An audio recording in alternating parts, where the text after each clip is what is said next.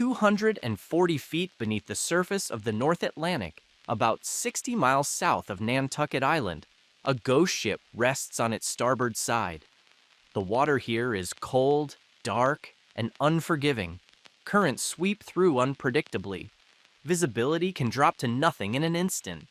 Yet divers still come, year after year, drawn by something they cannot fully explain.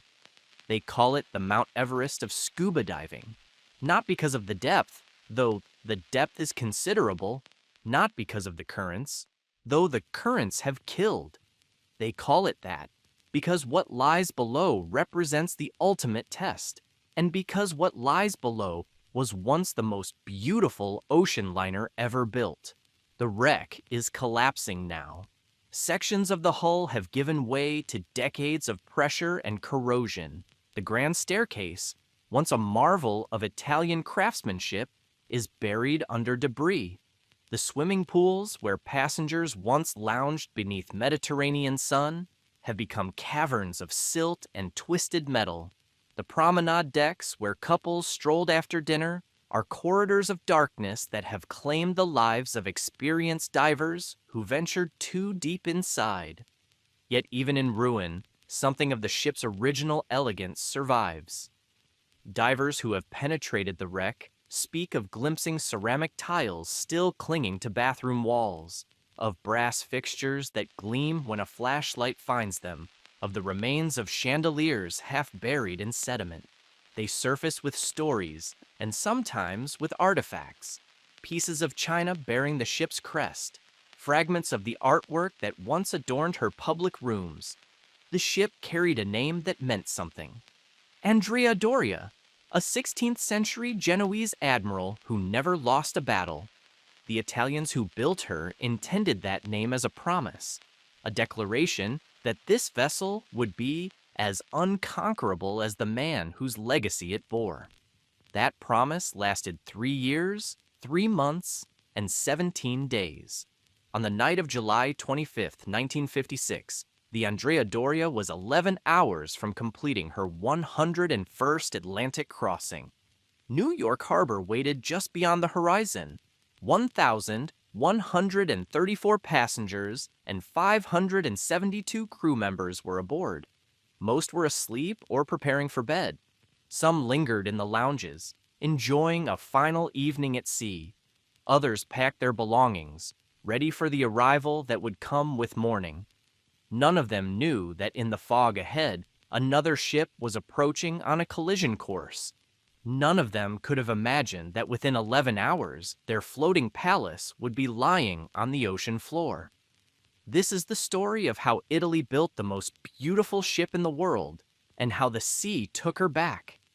If you enjoy stories like this, deep explorations of maritime history and the vessels that shaped the modern age, consider subscribing. Your support makes these documentaries possible. To understand the Andrea Doria, you must first understand the Italy that built her. Not the Italy of ancient Rome or Renaissance Florence, but the Italy of 1945, a nation shattered by war and desperate for renewal. The Second World War had left the country in ruins. Allied bombing had devastated industrial centers.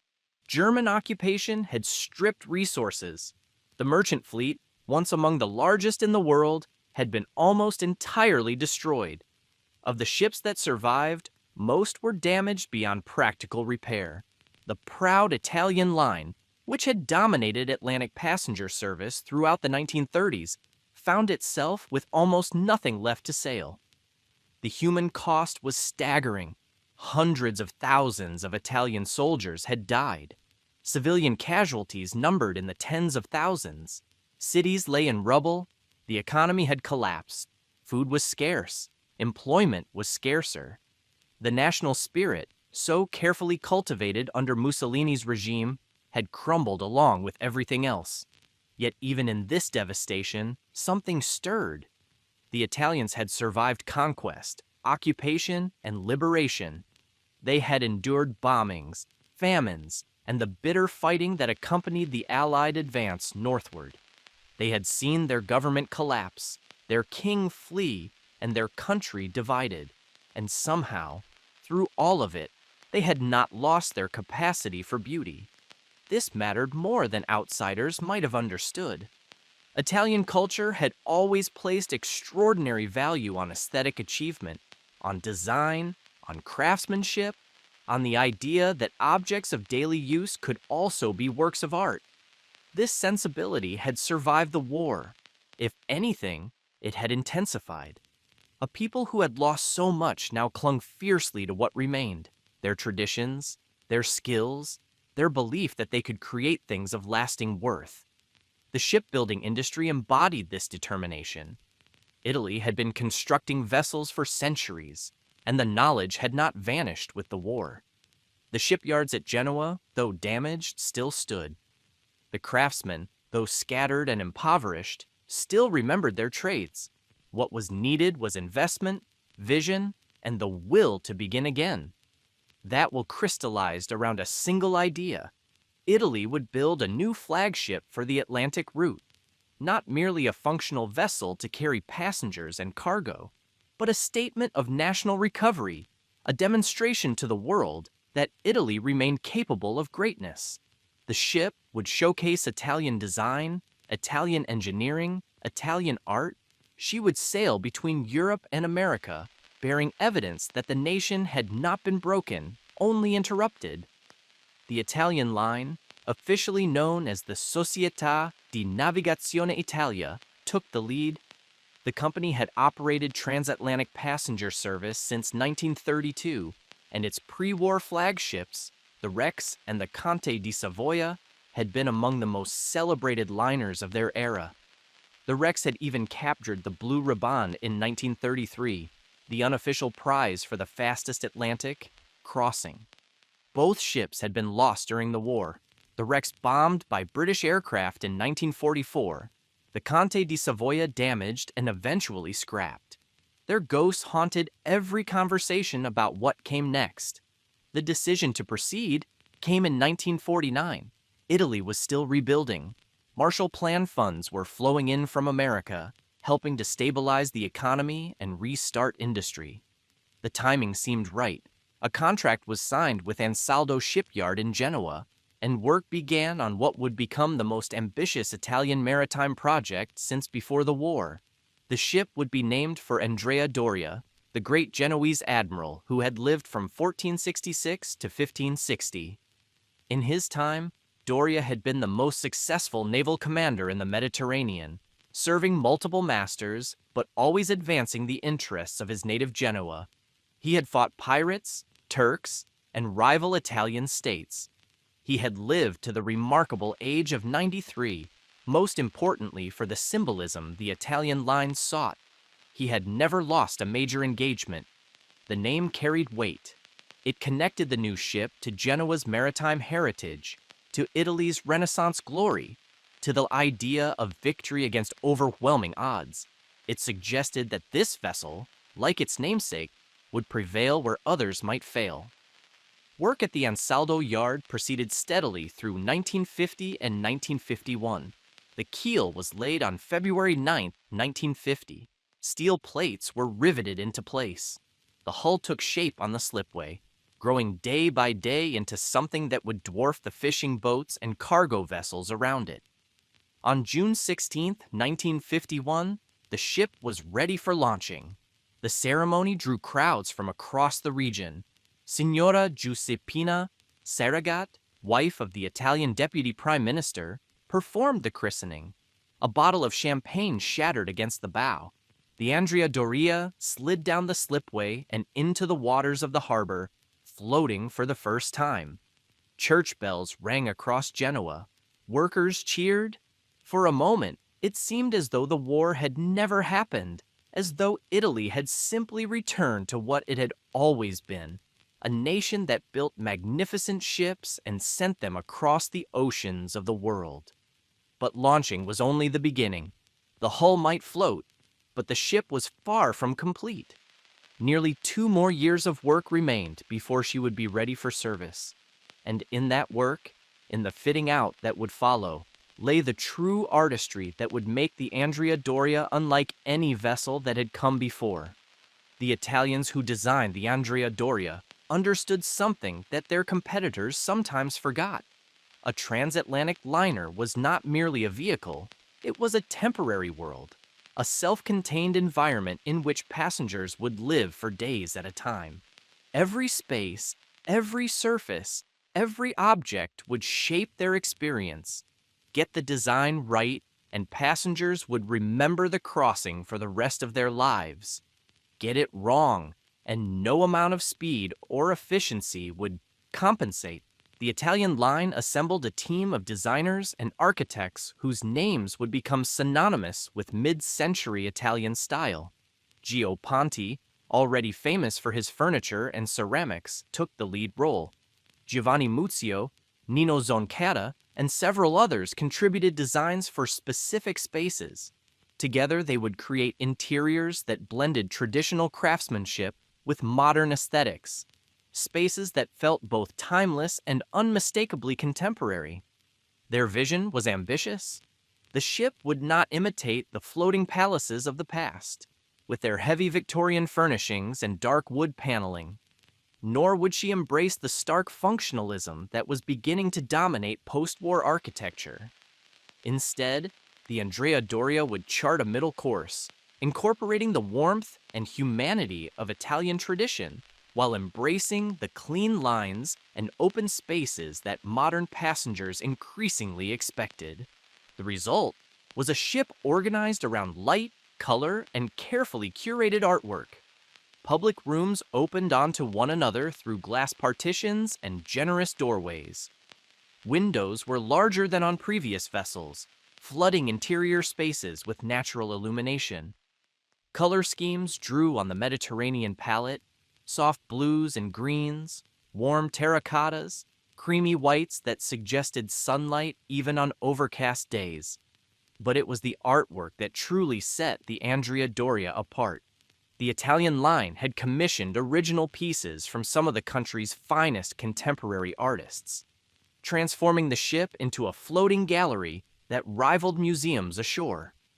The most celebrated piece hung in the first-class lounge, a massive mural by Salvatore Fiume titled The Legend of Italy. Measuring approximately 30 feet in length, the work depicted mythological and historical scenes from Italian culture, rendered in Fiume's distinctive style that blended classical figuration with modernist abstraction. Passengers entering the lounge found themselves confronted by this explosion of color and imagery, a statement that announced, unmistakably, that they had entered Italian space. Elsewhere, the ship carried works by other notable artists. Piero Fornasetti, already known for his surrealist-influenced decorative objects, had created ceramic panels and ornamental pieces that dotted the public rooms.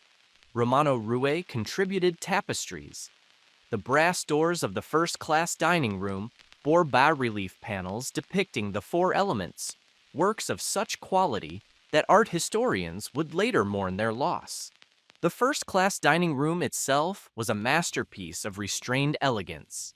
Tables were arranged across multiple levels, creating intimate alcoves while maintaining sight lines to a commanding bronze statue of Admiral Andrea Doria himself. The admiral stood at one end of the room, gazing out over the diners as though inspecting his fleet. Crystal chandeliers hung from the ceiling, their light multiplied by mirrors strategically placed to expand the sense of space. The chairs were upholstered in leather the color of aged cognac.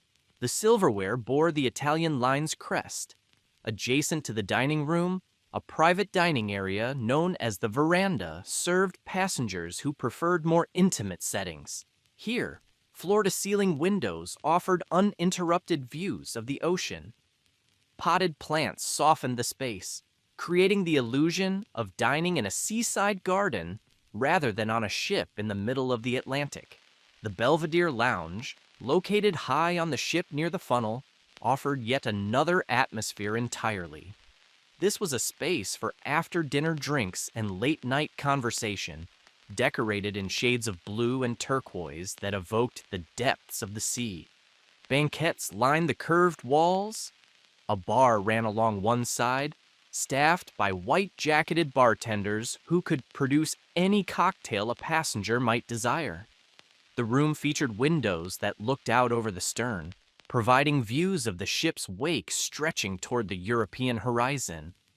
For passengers who preferred activity to contemplation, the Andrea Doria offered 3 outdoor swimming pools, an extraordinary number for any vessel at the time. The main pool, located on the Lido deck, was surrounded by teak decking and cushioned loungers. Passengers could swim in the morning, sun themselves at midday, and return for an evening dip before cocktails. The pool itself was finished in blue tiles that made the water glow like a gemstone. Nearby, a cafe served light refreshments, allowing passengers to enjoy a meal without ever leaving the sun. The ship also featured a gymnasium, a chapel, a children's playroom, and multiple bars and lounges catering to different moods and times of day. There was a card room for bridge enthusiasts, a writing room stocked with Italian line stationery, and a library filled with books in multiple languages. A theater could accommodate passengers for film screenings and live performances. A dance floor invited couples to spend their evenings in motion, moving to music provided by a live orchestra. The cabins themselves reflected the same attention to design. First-class suites were genuine apartments, featuring sitting rooms, bedrooms, and private bathrooms finished in marble and chrome. Even the tourist-class accommodations, which housed the majority of passengers, offered comfort that surpassed the first-class cabins of earlier generations. Every cabin had access to fresh air through portholes or windows. Every cabin featured built-in furniture designed to maximize the use of limited space. Every cabin bore evidence of the care that had gone into the ship's creation. What the designers had achieved was remarkable. They had taken a steel hull and transformed it into an environment that celebrated beauty for its own sake. Passengers boarding the Andrea Doria were not merely embarking on a voyage. They were entering a world where Italian culture surrounded them at every turn, where art and design served as constant companions, where the journey itself became as memorable as the destination. The ship represented Italy's answer to the Cunard Line's Queen Elizabeth and Queen Mary, to the French Line's Île de France, to all the storied vessels that had dominated Atlantic travel for decades. She would not be the largest, she would not be the fastest, but she would be, her builders believed, the most beautiful ship afloat. Building beauty on this scale required more than artistic vision. It required engineering of extraordinary precision and a workforce willing to devote years of their lives to a single project. The Ansaldo shipyard in Genoa provided both. Ansaldo had been building ships for nearly a century by the time work began on the Andrea Doria. The company had constructed warships for the Italian Navy, cargo vessels for commercial operators, and luxury liners for the Italian line itself. The yard's workers possessed skills passed down through generations, knowledge of metal and wood and glass that could not be taught in any school. They knew how to shape steel plates so they would meet with millimeter precision. They knew how to install engines so they would run smoothly for decades. They knew, above all, how to create floating structures that could withstand the fury of the North Atlantic. The Andrea Doria's vital statistics were impressive by any measure. She stretched 697 feet from bow to stern, longer than 2 football fields placed end to end. Her beam, the width at the widest point, measured 90 feet. She displaced 29,100 gross register tons, a measure of internal volume that placed her among the larger passenger vessels of her era. Her steam turbines, manufactured by Ansaldo's own engineering works, generated 35,000 horsepower, enough to propel her through the water at a service speed of 23 knots. The construction process proceeded in phases that overlapped and intertwined.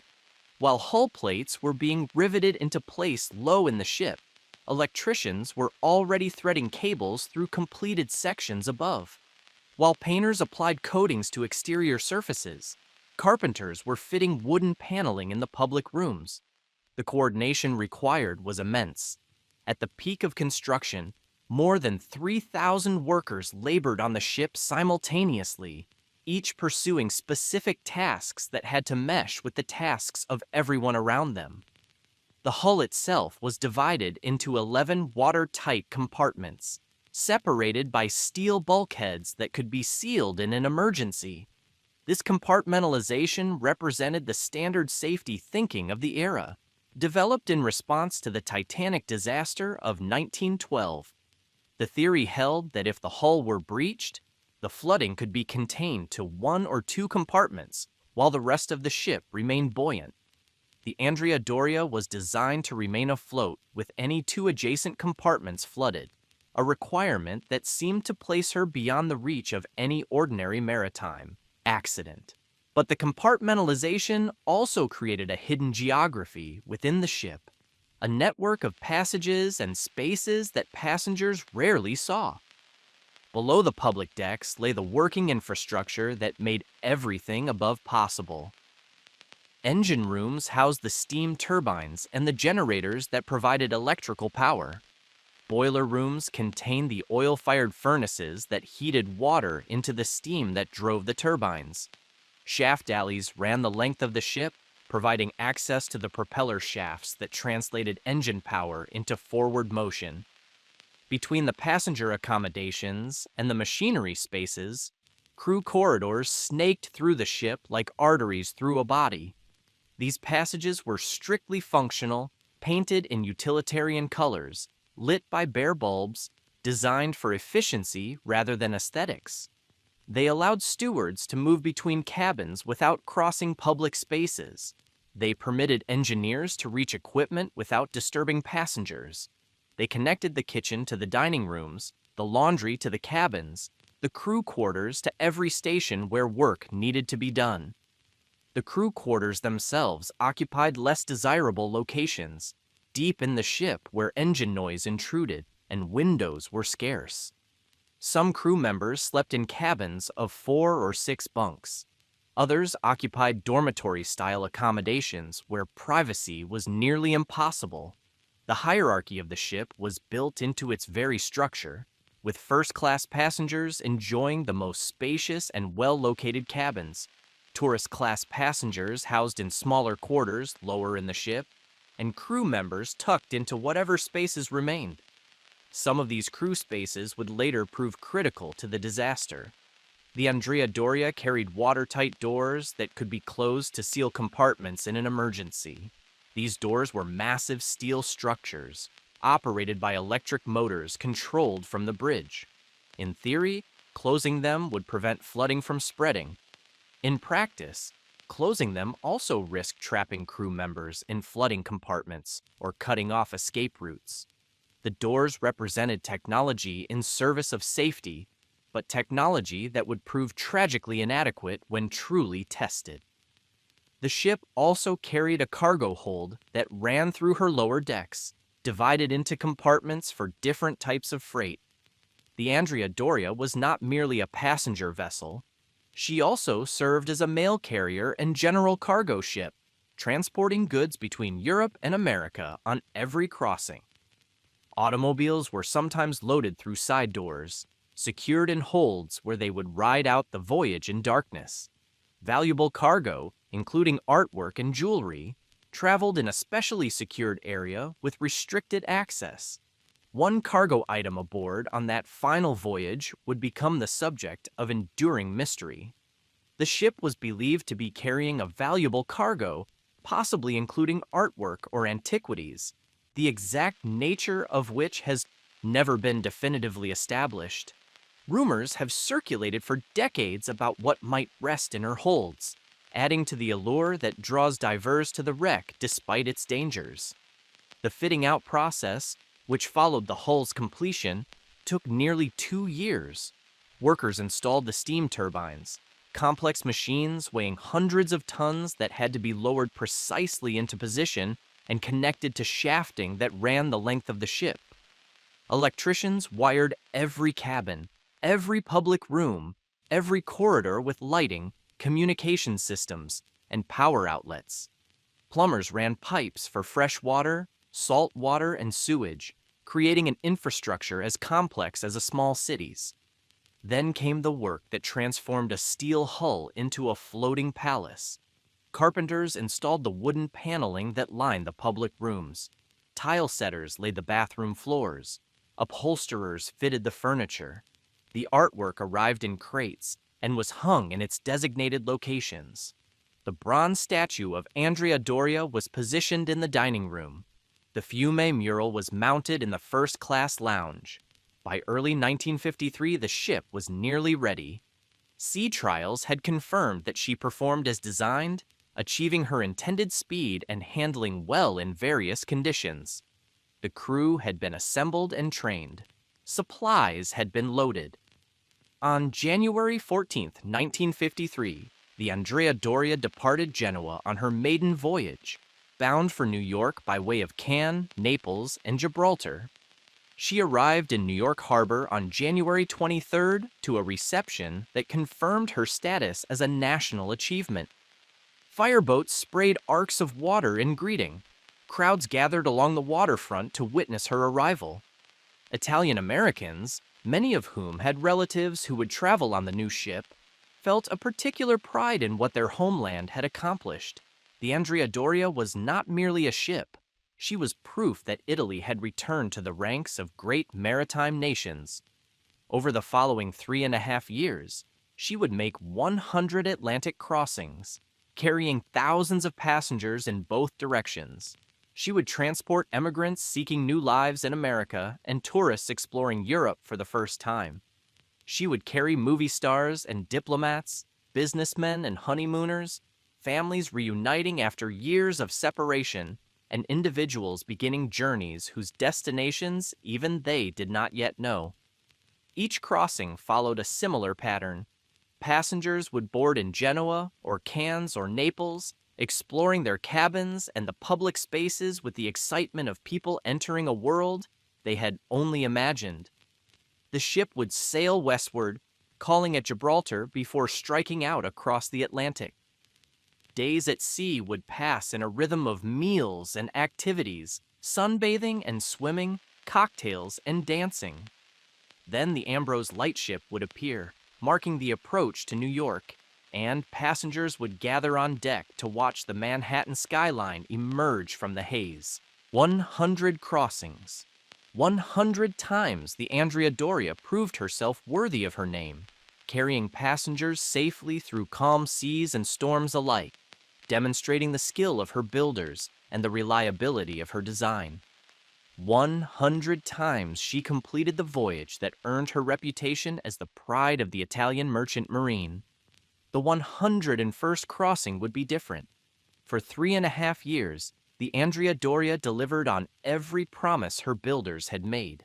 She became the preferred vessel for travelers who valued elegance and style, who wanted their Atlantic crossing to be an experience rather than merely a transit. She attracted celebrities and socialites, businessmen and artists, anyone who understood that the journey could be as significant as the destination.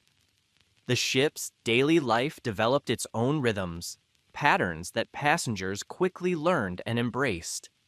Mornings began with breakfast in the dining room, where white-jacketed stewards served continental and full English options, where the smell of fresh coffee mingled with the salt air drifting through open portholes. Passengers in first class lingered over newspapers brought from the ship's kiosk, discussing politics and business while planning their day. By mid-morning, activity moved to the outdoor spaces. The Lido deck filled with sunbathers, their loungers arranged in neat rows along the teak planking. The swimming pools attracted those seeking exercise or simply refreshment from the Atlantic warmth that could surprise travelers expecting cold northern waters. The shuffleboard courts provided gentle competition. The gymnasium offered more vigorous activity for those who felt restless after days of rich food and limited movement. Lunch brought passengers back to the dining room for another multi-course meal, lighter than dinner, but still substantial by any standard. Italian cuisine dominated the menus, prepared by chefs who understood that food was another form of national representation. Pasta was made fresh daily. Fish came from cold storage but was prepared with techniques refined over generations. Wine flowed freely, the Italian line understanding that few passengers would object to a glass or two at midday. Afternoons varied according to individual taste. Some passengers napped in their cabins, the gentle motion of the ship serving as a lullaby. Others explored the library or attended films screened in the theater. Bridge games convened in the card room, sometimes lasting hours as serious players competed for stakes that could be considerable. The writing room attracted letter writers who used the Italian line stationery to compose messages that would be posted upon arrival. As evening approached, the ship's atmosphere shifted. Passengers returned to their cabins to bathe and dress for dinner, a process that could take an hour or more for first-class travelers who took the tradition seriously. Men emerged in dinner jackets, women in gowns that rivaled anything seen at Manhattan or Paris restaurants. The transformation was part of the experience, the opportunity to present oneself at one's best in surroundings designed to complement such efforts. Dinner in the first-class dining room was the social apex of each day. The bronze admiral watched over tables set with white linen, crystal glassware, and heavy silver flatware. Conversation flowed between tables as passengers who had been strangers at the crossing start became acquaintances and sometimes friends. The menu offered multiple courses, each prepared with the care that would be expected at a fine restaurant ashore. Waiters moved silently, attentive to every need, trained to anticipate requests before they were voiced. After dinner, the evening fragmented into multiple possibilities. The Belvedere Lounge filled with passengers seeking cocktails and conversation. The dance floor drew couples who wanted to move to the orchestra's music under starlight filtered through glass. The casino attracted gamblers willing to risk a portion of their travel funds on chance. The promenade deck invited walkers who preferred fresh air and the endless fascination of the sea at night. Some passengers found romance during the crossings, brief shipboard affairs that would be abandoned upon arrival, or occasionally the beginning of relationships that would continue ashore. The ship encouraged intimacy, its contained environment forcing proximity, its luxury lowering inhibitions, its distance from ordinary life creating a sense that normal rules might be suspended. What happened at sea, many believed, need not affect what happened on land. The crew observed all of this with the professional detachment their positions required. They served passengers whose wealth exceeded anything they would ever possess. They maintained spaces whose beauty they could appreciate, but never truly own. They worked long hours in conditions that ranged from comfortable to exhausting, depending on their specific roles and locations within the ship's hierarchy. The officers occupied the top of this hierarchy, wearing uniforms that commanded respect and exercising authority that passengers rarely questioned. Captain Piero Calame had commanded the Andrea Doria since her maiden voyage, a position of honor that reflected his reputation within the Italian line. His officers included experienced mariners who had served on other vessels before earning their positions aboard the flagship. Below the officers, the deck crew handled the physical operations of the ship, maintaining equipment, standing watches, and performing the 1,000 tasks necessary to keep a vessel of this size functioning properly. Engine room personnel worked in the heat and noise of the machinery spaces, tending the turbines and boilers that provided propulsion and power. Stewards and waiters attended to passengers directly, their positions requiring both physical endurance and social skills. The bottom of the hierarchy, cooks and cleaners performed the least glamorous work, preparing food that others would serve and cleaning spaces that others would use. Many of these workers came from southern Italy, regions where employment opportunities were scarce, and shipboard positions represented significant advancement. They sent portions of their wages home to families, supporting relatives who depended on their distant labors. The Andrea Doria also carried passengers of different classes, though the distinctions were less rigid than in earlier eras of ocean travel.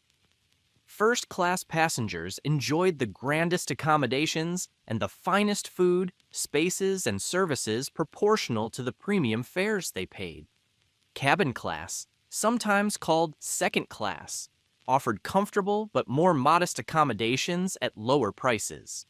Tourist class, the most economical option, provided transportation without luxury. Cabins that were functional rather than elegant, dining rooms that served simpler fare. Yet even tourist-class passengers on the Andrea Doria experienced conditions that would have been considered first class on earlier ships. The Italian line understood that competition for passengers was intense, that travelers had choices among multiple lines and vessels. Maintaining high standards across all classes helped ensure that passengers would return for future voyages and recommend the line to others. The ship developed a devoted following among frequent travelers. Some passengers crossed the Atlantic dozens of times on the Andrea Doria, preferring her to any alternative. They knew the crew by name, had favorite tables in the dining room, understood exactly which cabins offered the best views and the smoothest ride. They considered the ship a kind of floating home, a familiar refuge in an otherwise unpredictable world. This was the Andrea Doria at the height of her glory, the 3.5 years between maiden voyage and disaster. 100 crossings completed without serious incident, tens of thousands of passengers transported safely, a reputation established as the most beautiful ship on the Atlantic run. Everything suggested that she would continue for decades, aging gracefully as newer vessels appeared, but never losing the elegance that made her special. No one aboard during those golden years could have imagined how abruptly it would end. By July of 1956, the Andrea Doria had become as familiar on the Atlantic as the waves themselves. Regular travelers recognized her silhouette, the distinctive single funnel painted in Italian line colors, the graceful lines that set her apart from bulkier competitors. She had achieved the status that her builders had sought, accepted as the most elegant way to cross between Europe and America. That summer, however, the shipping industry faced challenges that extended far beyond any single vessel. Commercial aviation was expanding rapidly, threatening the passenger ship business in ways that seemed likely to accelerate. The first transatlantic jet service was just 2 years away, and already propeller aircraft were offering faster crossings than even the speediest ocean liners. A journey that took 5 days by ship could be completed in 20 hours by air. The economics were shifting as well. Operating a ship like the Andrea Doria required enormous resources: fuel for the engines, food for the passengers, wages for the crew, maintenance for the countless systems that kept everything functioning. Airlines could move passengers with far lower per-seat costs, a differential that would inevitably affect pricing and demand. Some industry observers were already predicting that passenger ships would become relics within a generation. But in July of 1956, these pressures remained distant concerns. The Andrea Doria was fully booked for her 101st crossing, scheduled to depart Genoa on July 17th. Passengers had reserved their cabins weeks or months in advance, eager to experience the ship's celebrated luxury before beginning summer holidays in America. The voyage would follow the standard route, departing Genoa, calling at Cannes and Naples to embark additional passengers, then proceeding to Gibraltar before the Atlantic crossing. 5 days at sea would bring the ship to New York. where passengers would disembark into the humidity of a Manhattan summer, continuing on to whatever destinations awaited them. Among those booking passage were travelers of varying means and motivations. Philadelphia's mayor, Richardson Dilworth, had reserved a cabin for himself and his wife. Actress Ruth Roman was returning to the United States with her young son. Business executives were completing European trips. Families were immigrating to America, carrying everything they owned in trunks stored deep in the ship's hold. In tourist class, Italian immigrants occupied many of the cabins. For these travelers, the crossing represented a one-way journey, departure from a homeland they might never see again, and arrival in a country they knew only from letters and photographs. They had saved for years to afford their passages. They carried documents certifying their health and character. They dreamed of opportunities unavailable in the poverty of southern Italy. One such family was the Cianciarussos from Calabria, a mother and two daughters bound for Chicago, where relatives waited to receive them. In another cabin traveled the young Norma Di Sandro, 14 years old, immigrating with her family to join her father, who had preceded them to America. These were not famous passengers, not celebrities or politicians whose names would be recognized, but ordinary people whose fates would become intertwined with the ship's destiny. Captain Piero Calame stood on the bridge as the Andrea Doria departed Genoa, watching the harbor recede as his command began another crossing. He was 58 years old, a mariner of long experience who had served the Italian line throughout his career. He had commanded the Andrea Doria since her maiden voyage, learning her characteristics in every weather condition, earning the respect of his crew through competence and fair dealing. Calame understood his responsibility. He was carrying more than 1,000 souls across an ocean that could turn treacherous without warning. His decisions, moment to moment, would determine whether those souls arrived safely or faced disaster. This weight of command was familiar to him, something he had carried for years, but it never became routine. Each crossing demanded full attention. Each crossing presented unique challenges. The departure from Genoa proceeded without incident. Cannes and Naples added their passengers, swelling the total aboard to 1,134 passengers and 572 crew members. The ship rounded Gibraltar on July 20th and turned westward into the Atlantic, leaving European waters behind. The first days of the crossing passed pleasantly. Weather conditions were favorable, the sea calm enough that even passengers prone to seasickness could enjoy themselves. The dining rooms filled at every meal. The pools attracted swimmers. The public rooms buzzed with conversation and activity. If any shadow hung over the voyage, it went unnoticed by those aboard. By July 25th, the Andrea Doria was approaching the final phase of her journey. New York lay roughly 200 miles ahead, perhaps 11 hours of sailing.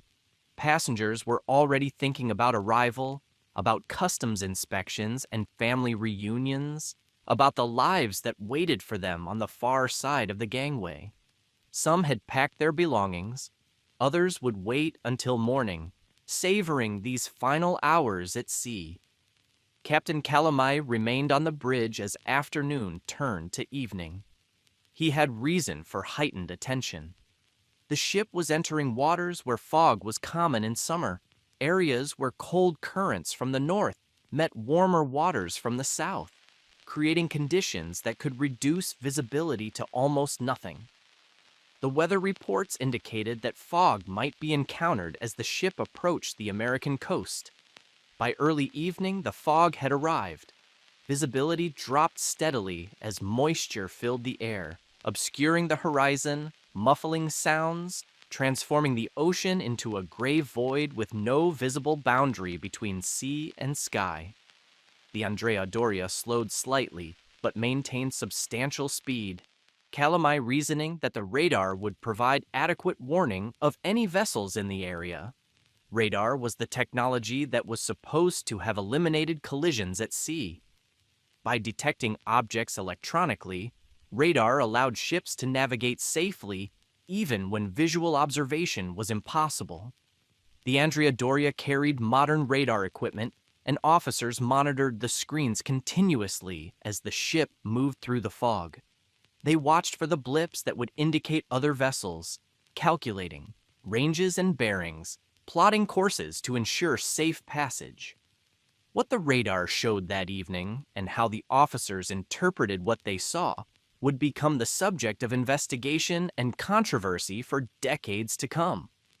What happened next would depend on decisions made in moments, on judgment calls that seemed routine but proved catastrophic, on the limitations of technology that many had come to trust completely.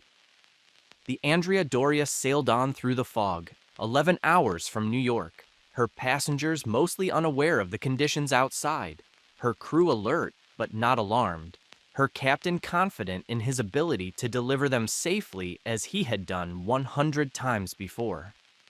In the gray murk ahead, another ship was approaching. The MS Stockholm had departed New York on the morning of July 25, 1956, beginning an eastbound crossing to Gothenburg, Sweden. She was a smaller vessel than the Andrea Doria, displacing roughly 12,000 gross registered tons compared to the Italian ship's 29,000. But what she lacked in size, she compensated for with specialized construction.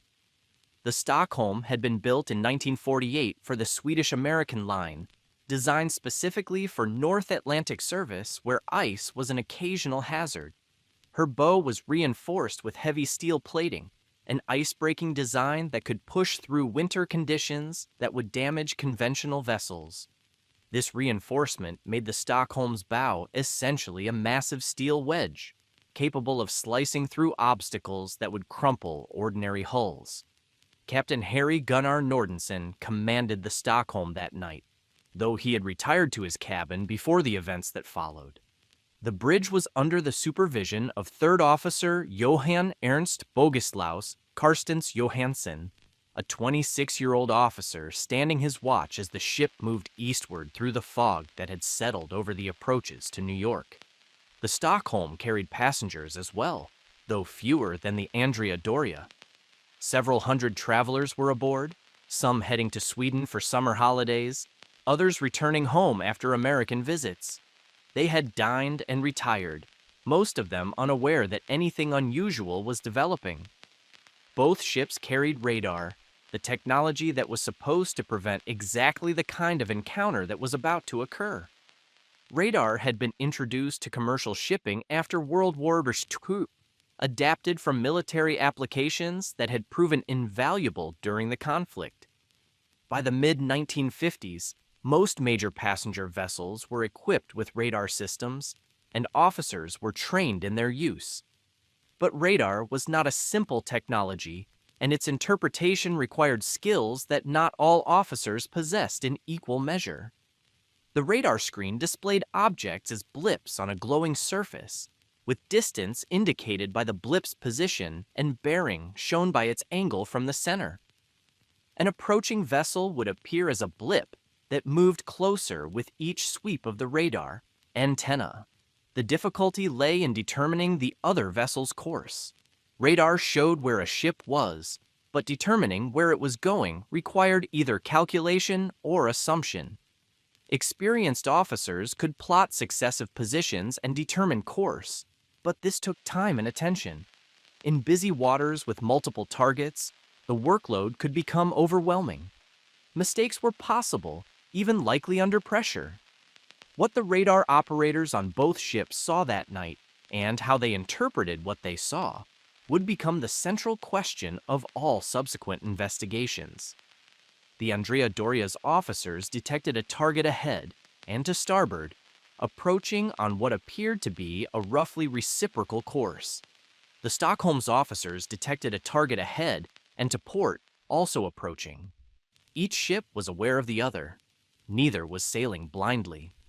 The tragedy that followed resulted not from ignorance, but from something more complex, a cascading sequence of assumptions and decisions that transformed awareness into disaster.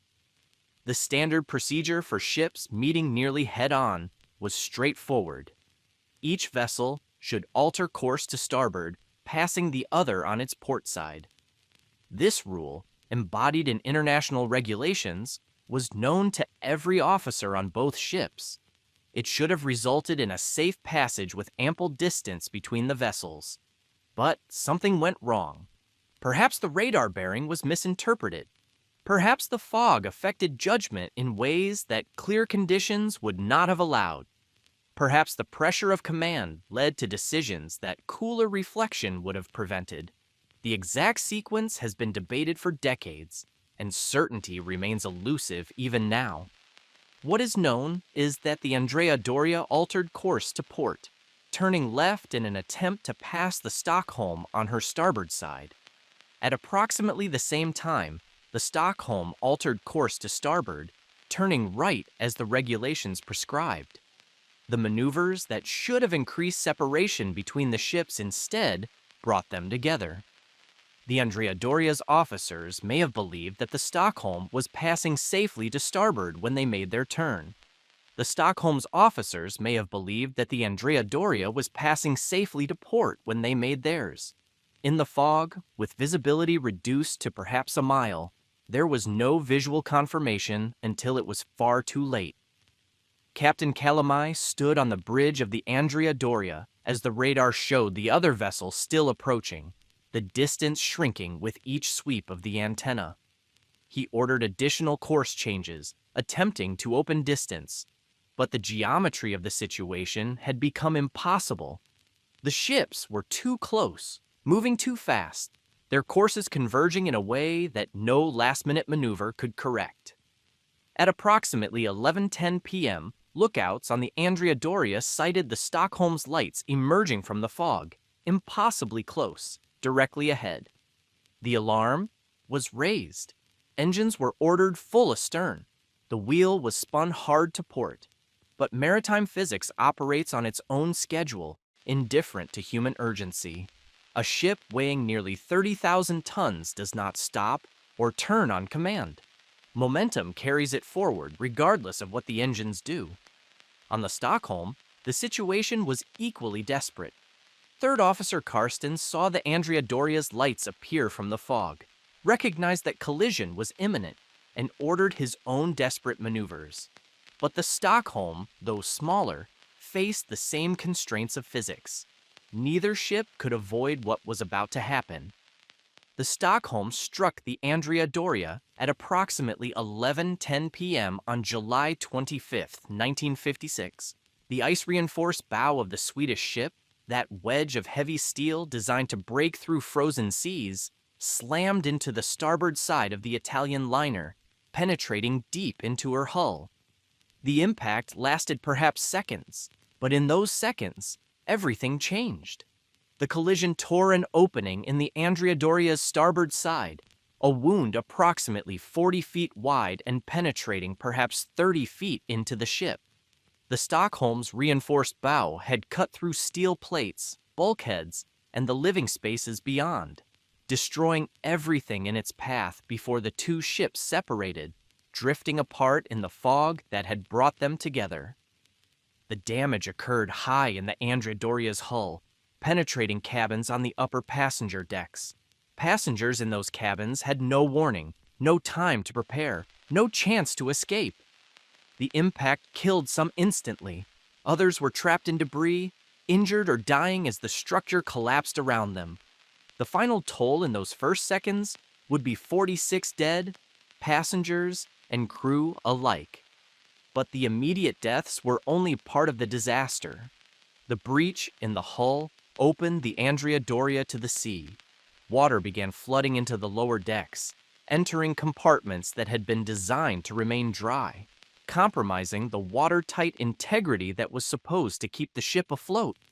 And then something unexpected happened, something that would make the difference between a damaged ship that might have been saved and a doomed vessel that could not survive. The Andrea Doria began to list, tilting to starboard toward the gash in her side. The list developed rapidly and to a degree that surprised even experienced mariners. Within minutes of the collision, The ship had inclined perhaps 18 degrees from vertical. Within an hour, the list exceeded 25 degrees. The ship was rolling toward the wound in her side, and she was not rolling back. The cause lay in her fuel tanks. The Andrea Doria had consumed most of her fuel during the crossing, burning the oil that powered her turbines as she made her way across the Atlantic. The tanks on the port side had been drawn down significantly, but the tanks on the starboard side, the side now taking water, still contained fuel. This asymmetry meant that as water flooded in on the starboard side, there was insufficient weight on the port side to balance the ship. The list created a cascading series of problems. Lifeboats on the port side swung inward, away from the water, their davits unable to lower them to the sea. Lifeboats on the starboard side swung outward, but the list made them nearly impossible to reach. The ship carried sufficient lifeboats for everyone aboard, but the list meant that only half of them could be launched. Captain Calamai realized the situation almost immediately. His ship was dying, and he could not save her. The question now was whether he could save the people aboard. Distress calls went out immediately after the collision. The radio operators transmitted the Morse code signal that every ship dreaded receiving, SOS. They gave the position, described the damage, and requested immediate assistance. Other vessels in the area acknowledged and began altering course toward the stricken liner. The nearest ship was the Île de France, the celebrated French liner that had been the pride of the French line for 30 years.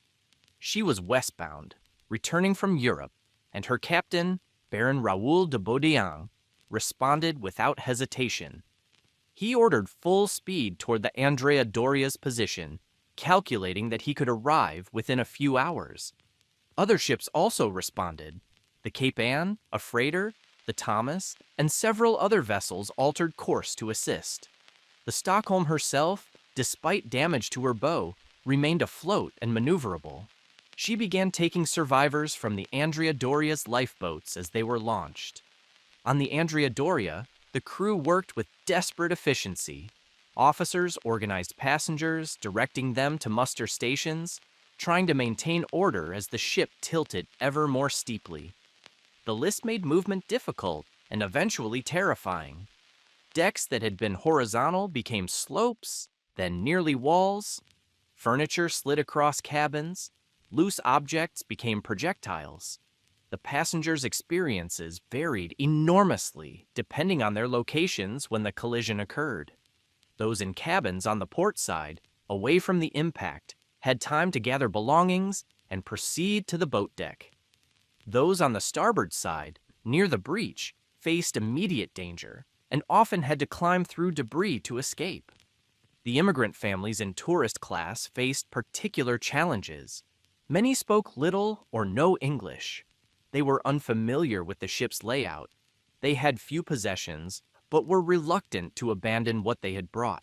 Some became separated in the confusion, parents from children, husbands from wives.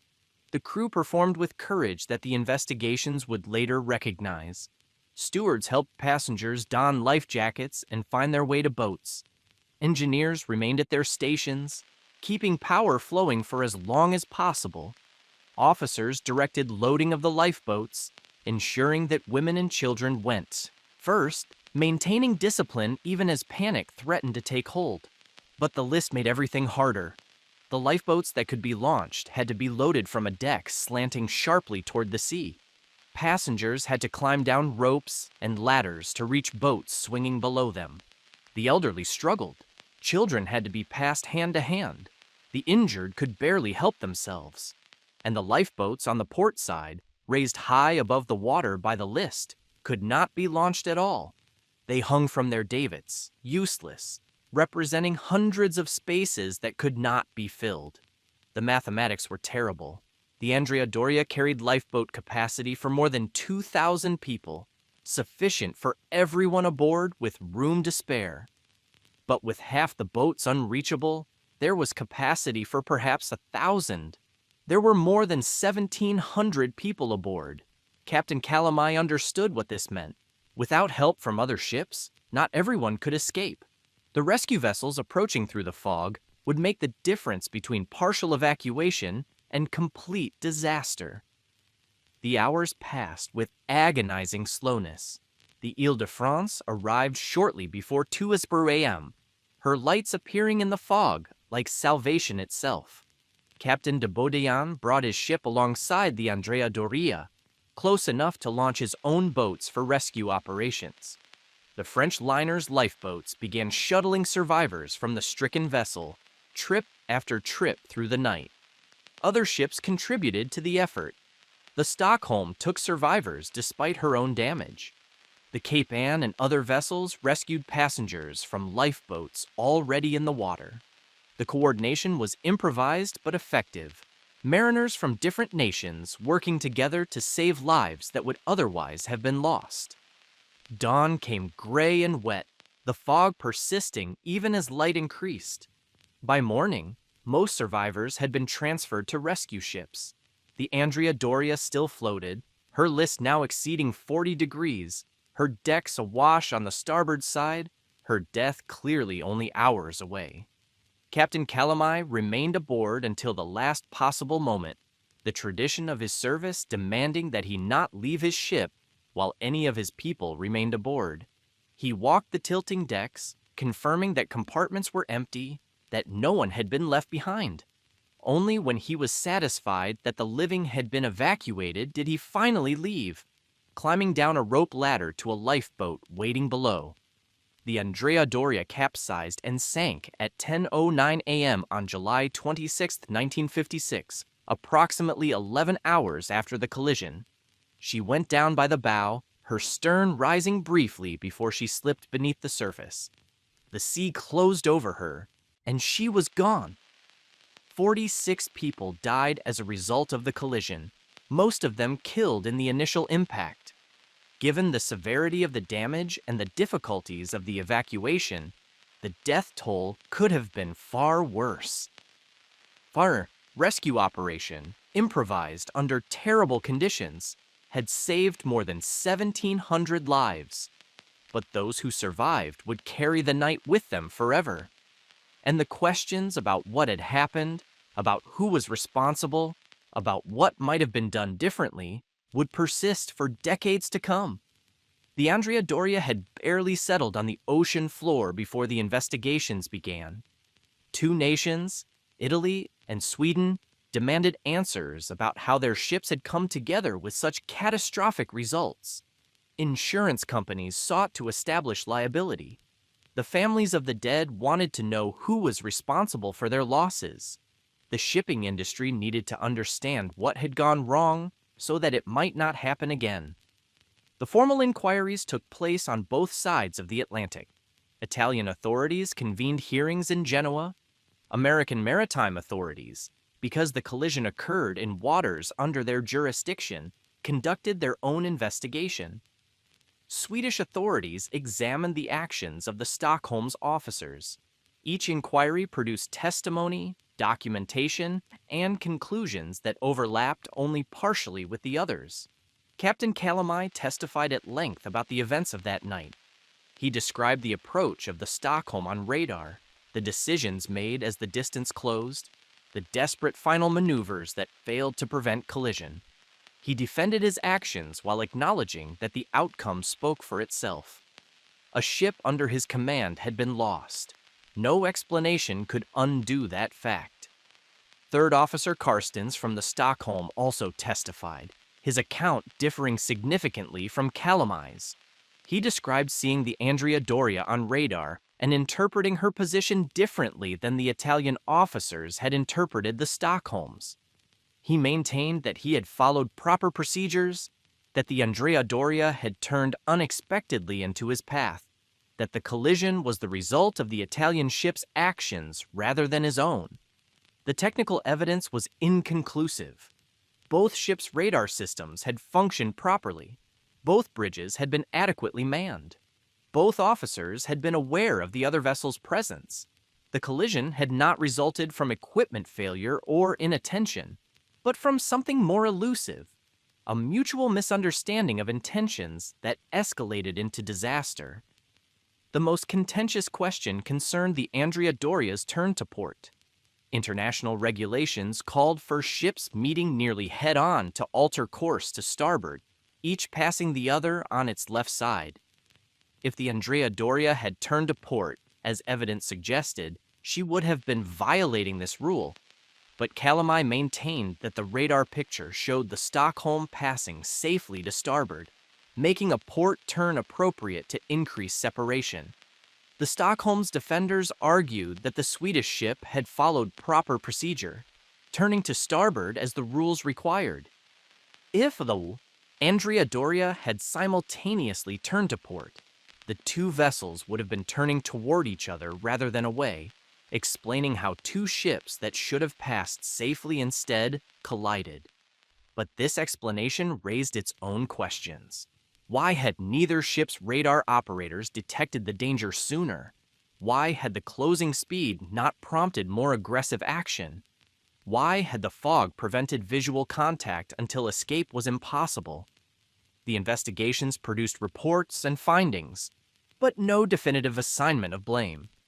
Both shipping lines bore some responsibility, though the exact proportion remained disputed. Legal proceedings were eventually settled out of court, with the Italian line and the Swedish-American line reaching an agreement that neither fully satisfied. Insurance companies paid claims. The families of victims received compensation that could not restore what they had lost. Captain Calamai's fate illustrated the ambiguity of the conclusions. He was never formally censured or stripped of his license. The investigations found no single decision that could be identified as the cause of the disaster. Yet, he never commanded another ship. The Italian line kept him on the payroll, assigning him to shore duty, but his seagoing career was over. He spent the remaining years of his working life in offices, far from the bridge he had occupied for decades. He reportedly never recovered from the loss of his ship. Those who knew him described a man haunted by what had happened, replaying the events of that night in his mind, wondering what he might have done differently. He died in 1972, 16 years after the disaster, having never escaped its shadow. The collision also prompted reforms in maritime safety procedures. The tragedy exposed weaknesses in radar interpretation, in communication between approaching vessels, in the assumption that technology alone could prevent accidents. New protocols were developed for ships using radar in restricted visibility. Training was enhanced. The lessons of the Andrea Doria were incorporated into the practices of mariners worldwide. But the reforms came too late for those who had died, too late for those whose lives had been shattered, too late for the beautiful ship that lay in 240 feet of water off the American coast. Almost immediately after the Andrea Doria sank, divers began planning expeditions to reach her. The wreck lay in waters accessible to determined divers using the technology of the era, deep but not impossibly so, visible to sonar and known to navigation charts. The ship carried valuables in her safes and holds. Her artifacts would be treasures for anyone who could retrieve them. The first dives occurred within days of the sinking. Salvage companies, treasure hunters, and adventurous individuals all sought to reach the wreck. The conditions were challenging from the start.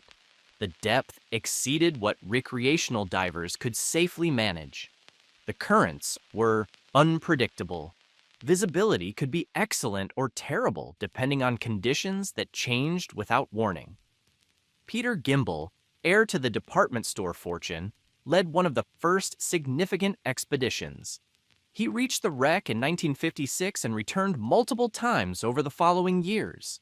His photographs brought the underwater reality of the Andrea Doria to public attention, showing the ship lying on her starboard side, her porthull facing upward, her superstructure deteriorating but still recognizable. The wreck attracted divers from around the world, men and women drawn by the combination of history, challenge, and potential reward. They brought up artifacts, china bearing the Italian line crest, silverware from the dining rooms, personal effects that passengers had left behind.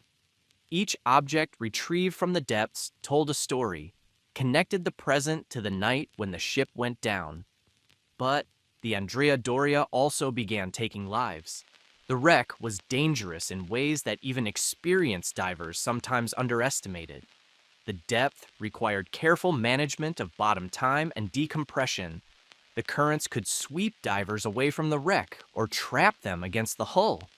The interior, accessible through openings that had developed as the structure deteriorated, was a labyrinth of collapsed passageways and silted debris. Divers died on the Andrea Doria with grim regularity. Some succumbed to decompression sickness, rising too quickly from the depths. Others became disoriented inside the wreck, running out of air before finding their way out. Still others were swept away by currents. Their bodies never recovered. The death toll mounted until the wreck earned its nickname, the Mount Everest of scuba diving. The comparison was apt. Like Everest, the Andrea Doria killed people who underestimated her difficulty or overestimated their own abilities.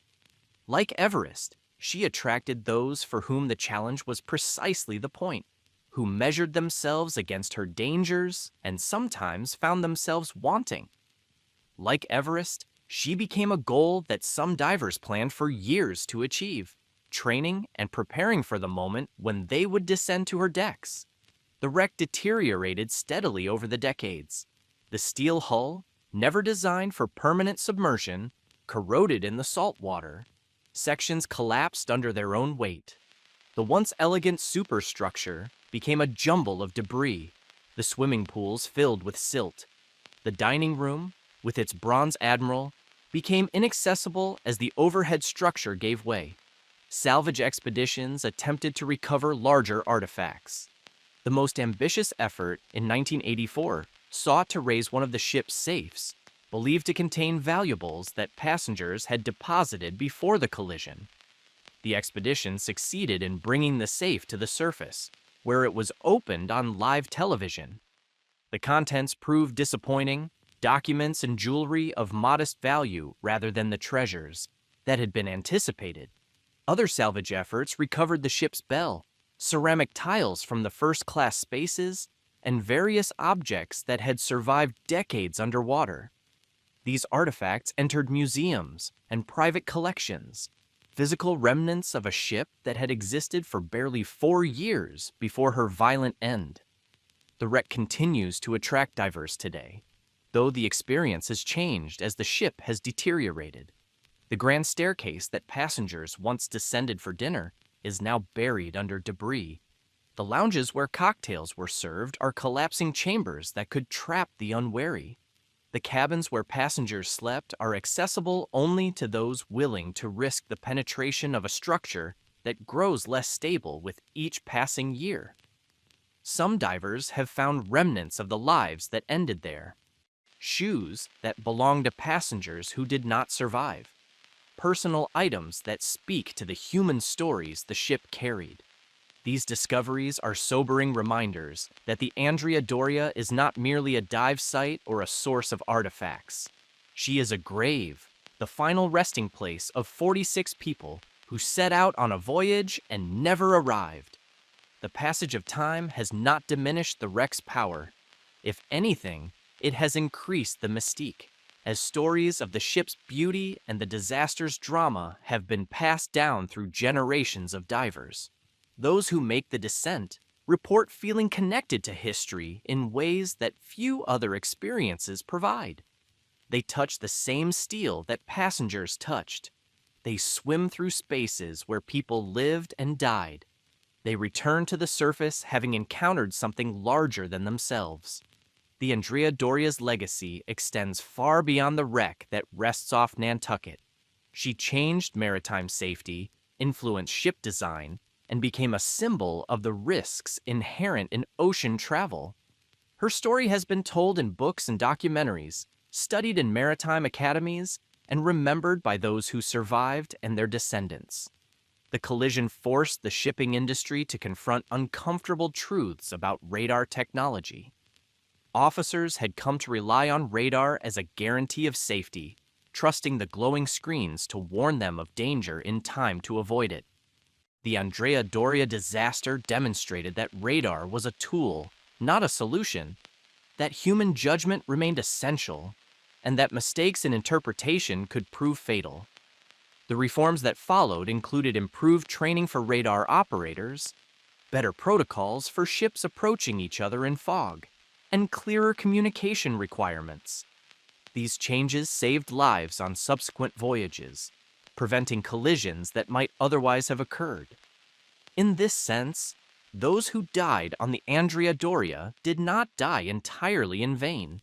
Ship design also evolved in response to the disaster. The Andrea Doria's list had been caused in part by asymmetric fuel tank conditions, with port tanks nearly empty, while starboard tanks retained fuel. Future vessels incorporated better fuel management systems to prevent such imbalances. Lifeboat arrangements were reconsidered to ensure that boats could be launched regardless of the ship's angle. The disaster also contributed to the decline of ocean liner travel.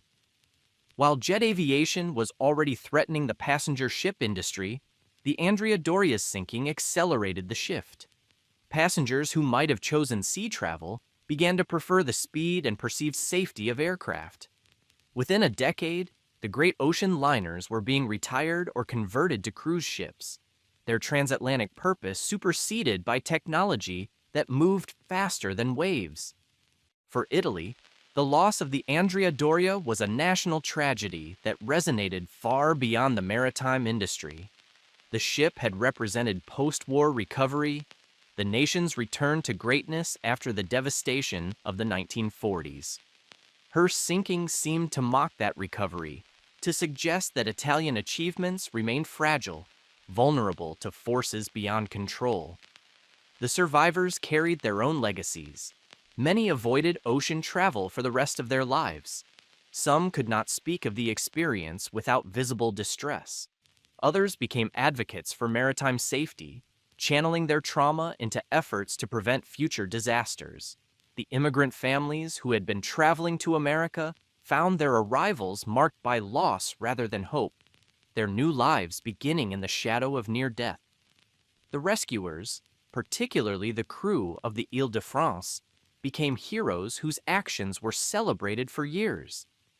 Captain de Baudéan received commendations from multiple governments. His ship's role in saving lives provided a counterpoint to the disaster, evidence that courage and competence could make a difference even in the worst circumstances. The Andrea Doria herself became something larger than a single ship. She became a symbol of maritime elegance, of what ocean travel could be at its finest, and simultaneously a warning about the dangers that always lurked beneath the surface. Her story was invoked whenever new disasters occurred, a reference point for understanding the risks of putting thousands of lives in a vessel crossing the unpredictable sea. Today, nearly 70 years after her sinking, the Andrea Doria remains one of the most famous maritime disasters in history. She is less well known than the Titanic, whose story has been told in countless books and films. But among those who know her history, she commands respect and fascination that the decades have not diminished. The ship that was supposed to be unsinkable proved all too mortal. The name that promised victory ended in defeat. The beauty that was meant to last for decades vanished in 11 hours. Yet something of that beauty survives. In the artifacts that divers have brought to the surface, in the photographs that document her brief glory, in the memories of those who sailed on her and survived, memories passed down to children and grandchildren who never saw her, but who know her story. In the wreck itself, slowly collapsing but still present, still drawing those who seek to understand what happened and why. The Andrea Doria was built to cross oceans, to carry passengers between continents, to represent the best that Italian design and engineering could achieve. She did all of that for 3 years and 4 months before the fog and the currents and the mistakes brought her down. She rests now where she fell, 240 feet below the surface, her hull a home for marine life, her decks a destination for divers who want to touch history. The sea that took her keeps her still, patient and cold, waiting for the visitors who come to pay their respects to the most beautiful ship that ever sailed the Atlantic. The bronze admiral who stood in her dining room lies somewhere in the debris, buried under decades of collapse and silt. Perhaps one day a diver will find him, will bring him up into the light that has not touched him since 1956. Perhaps he will be displayed in a museum, a reminder of what the ship once was. Or perhaps he will remain where he fell, standing guard over a ship that is slowly returning to the sea that built her, that shaped her steel, that carried her across 100 crossings before claiming her on the 101st. The sea gives, the sea takes. The Andrea Doria understood this truth too late, but those who remember her, those who dive to her wreck, those who tell her story, ensure that she is not forgotten. A ship may sink, but a legend endures, and the Andrea Doria was always meant to be a legend.